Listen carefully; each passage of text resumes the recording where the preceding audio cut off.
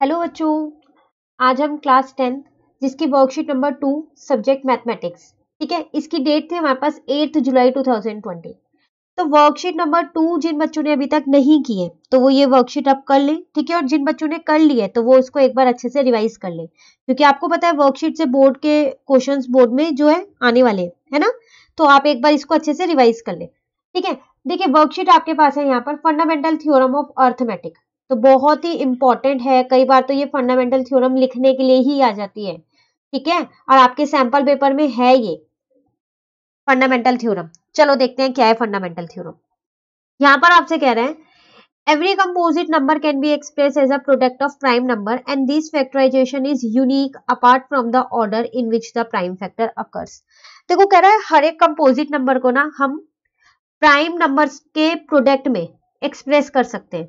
जैसे कि अगर मैं आपको बोलूं 32, तो आप इसको एक्सप्रेस कर सकते हो ना, 2 16 जा 2 8 जा आते हैं ना, आपको ये फैक्टर निकालने, 2 4 जा 2 2 जा 2 1 जा, ये सारे प्राइम नंबर ही तो है। अब आप क्या करने वाले हो, 32 के फैक्टर्स कैसे लिखने वाले हो, 2 इंटू 2 इंटू 2 इंटू 2 इंटू 2। तो ये है प्रोडक्ट ऑफ प्राइम नंबर्स। हम किसी भी कंपोजिट नंबर को प्राइम नंबर के प्रोडक्ट्स में एक्सप्रेस कर सकते हैं। हाँ, हमारा ऑर्डर जरूर अलग अलग हो सकता है।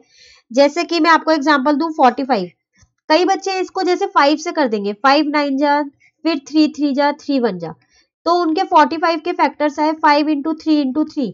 लेकिन अगर मैं 45 को करूंगी ना तो पहले मैं 3 से करूंगी, 3 15 जा 3 5 जा देन 5 1 जा, तो मेरे 45 के फैक्टर्स आए 3 इंटू 3 इंटू 5। देखो फैक्टर सेम है, सिर्फ ऑर्डर अलग है। आपकी में 5 पहले है, मेरी में 5 बाद में है। मल्टीप्लाई करने पे आना 45 ही है, ठीक है। तो यही मुझे फंडामेंटल थ्योरम बोलती है, ठीक है ना। बहुत ही इंपॉर्टेंट थ्योरम है, आपको ये याद करनी है, यहां से लेके यहां तक पेपर में लिखने के लिए भी आ जाती है, ठीक है। चलिए आगे देखते हैं। अब देखो यहाँ पर बात करते हैं वो फैक्टर ट्री की। ये तो शायद आप लोगों ने बचपन में किया है ना, आपने ये फैक्टर थ्योरम छोटी क्लासेस में भी किए होंगे, है ना। तो क्या थी फैक्टर थ्योरम, ट्री मेथड याद है ना उसमें, ये सॉरी फैक्टर थ्योरम कह रही हूं मैं आपको, फैक्टर ट्री याद है ना, ट्री मेथड। तो क्या करते थे हम, ये 15480 इसको 2 से डिवाइड करेंगे तो यहाँ पर 2 आ जाएगा, और डिवाइड करने के बाद आया 7740, है ना। फिर इसको 2 कब तक करते रहेंगे, जब तक इनके नीचे ट्री बना है। जैसे 2 के नीचे ट्री नहीं बन सकता, क्यों, क्योंकि 2 किसी की टेबल में नहीं आता। फिर ये 2 की टेबल में आता है, फिर दोबारा ट्री बनाया, ये 5 की टेबल में भी आता है, 3 की में भी आता है। फिर वही बात आ गई यहाँ पर ऑर्डर की, तो पहले यहाँ 3 से किया गया है, ठीक है। अभी भी ये 3 की टेबल में आता है, अब ये 5 की टेबल में आता है, बस। अब 5 और 43 किसी की भी टेबल में नहीं आते, दोनों ही मेरे प्राइम नंबर है ना। तो ये ट्री यहीं पर ही रुक जाएगा ना। तो इसका मतलब 15480 के आपके फैक्टर्स आए ये, ठीक है। ये तो फैक्टर ट्री इसलिए आपको बताया गया, अगर क्वेश्चन में लिख के देना फैक्टर ट्री तो आपको इसी मेथड से निकालने हैं फैक्टर्स। तो 2 कितनी बार लिखा है, 3 बार, और 3 कितनी बार लिखा है, 2 बार, 5 एक बार, 43 एक बार, ये आपका आंसर आ गया, ठीक है। तो ये था फैक्टर थ्री मेथड। उसके बाद एचसीएफ और एलसीएम है, ये हम क्वेश्चन में करेंगे। चलिए देखते हैं अपने क्वेश्चन। देखो यहाँ पर आपको कह रहा है express 32760 as a product of prime factor. आपको एक्सप्रेस करना है 32760 को प्राइम फैक्टर के प्रोडक्ट में, मतलब आपको इसके फैक्टर्स निकालने हैं। आप किसी भी तरीके से निकाल सकते हो, प्राइम फैक्टराइजेशन से निकाल लो, फैक्टर ट्री से निकाल लो, आपकी मर्जी है।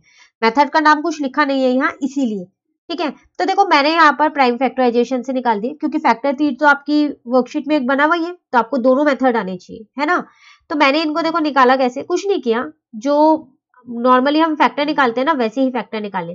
2 से डिवाइड करके लिखती रही जब तक ये डिवाइड हो रहा था, यहीं तक ही हो रहा था। उसके बाद मैंने पहले 5 से कर दिया, आप इसे 3 से भी कर सकते हो, है ना। तो अब मैंने यहाँ 5 से पहले कर दिया, उसके बाद 3 से कर दिया, देन 7 और देन 13, और यहाँ पर उसके फैक्टर्स लिखे, और यहाँ पर उनको मैंने पार की फॉर्म में लिख दिया।